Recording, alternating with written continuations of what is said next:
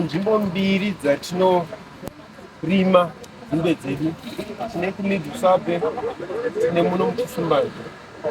Nzimbe dzedu is irrigated all year round. It takes 12 months to grow cane to maturity. After 12 months, we harvest our cane. Mechanical harvesters, atina cane cut. So the moment we harvest, we do what we call green harvesting. At nzimbe zedu, food management, we always want to retain mashizha pass so that we also retain moisture on the ground. After harvesting, cane comes into the factory. We wait, because the grower wants to know how many tons are delivered to the factory. The factory side, three sections that actually process the cane. We've got the milling section, we've got the boiler and power generation, and we've got the distillation section. So the first part, receiver cane, is on the milling section. Milling section, what it does now, ndo patinogaya nzimbe dzedu kuti tikwanise kusqueeze out muto uyoyo. Mumuto ndo mune sugar. What remains behind the insoluble part, we call it fiber. We use it as a fuel to fire our boiler for power generation. Saka muto uyoyo tinozoendesa ku distillation. Ndo kwatinoita evaporate, pasteurize the juice because we want to kill the bacteria that comes in with the juice from the food. Tighter pasteurize, tighter concentrate into where we call it mash syrup, 20%.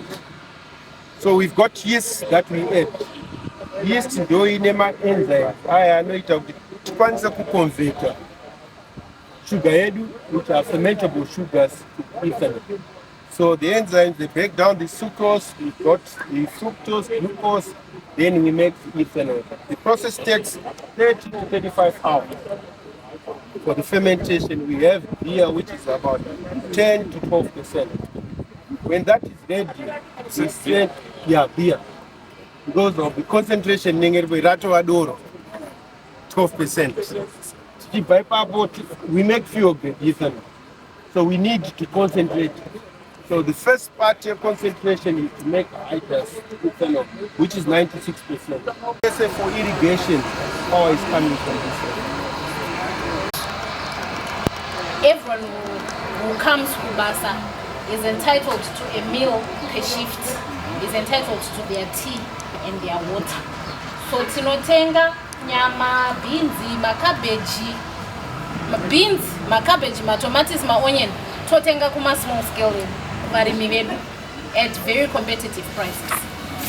Tatenga roya kuno, madzimaya ndo vanobika vopakurira vashandi, and we paid them labor yavo. So this is one of 4 kitchens that are in the estate.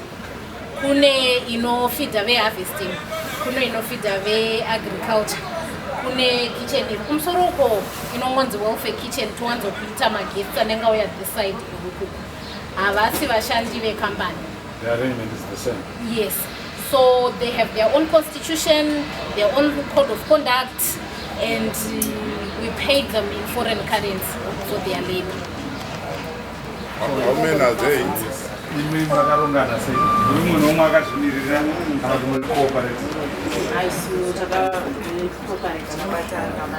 Name leaders.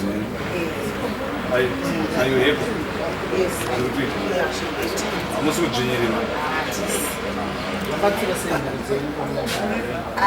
Zvatibatsira because inini ndiri kurememba kuisa mwana wangu akavaka kunyange imba yangu yekugara kubudikidza neproject imweni yepaGreenFuel yekutireritsira semadzimai aya asina vareruti, tisina baba, tisina mai. Saka iri kutidetsera kamari katinowana tikwanisa kuisa vana vedu kuchikoro, tikwanisa kuzviprovaida chikafu nevana vedu.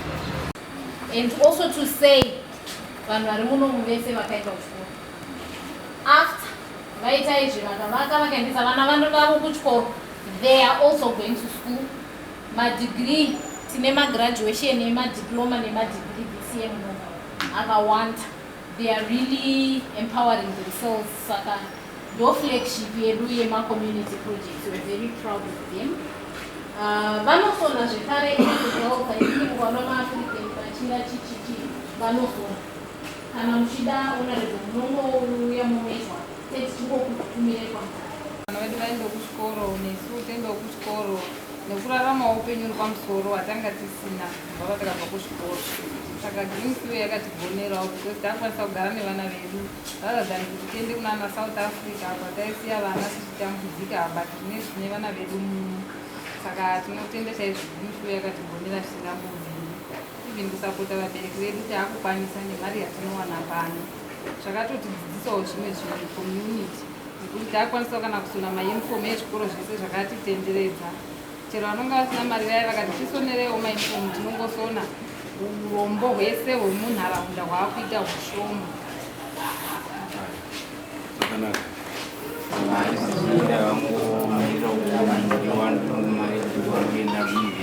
wakabuda nei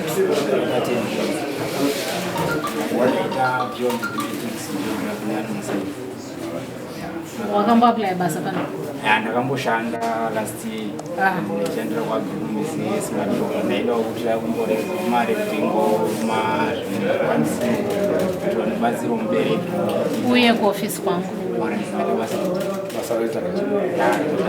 harisi basa isach mucovid takaita we never had this program before takaita one mwana akatinyorera achida kuenda kuuniversity angabuda ne-18 units points so we sponsored him fully akutopedza 4th year yake kuuniversity so ndiye akavhura dhoo remauniversity scholarships saka ndo vatoda vanodzoka vachishanda pano saka taane 6 vana vari kuuniversity and my applications for this year they are coming in and then we'll sit down as a committee and see kuti vatinosponsor but it depends. He tried to be our employee. I think that gives him an advantage. Competition yake is stiff. Never na 20. Plus ataura na minister uripo. Ataura na minister. Crop science. No, I was born in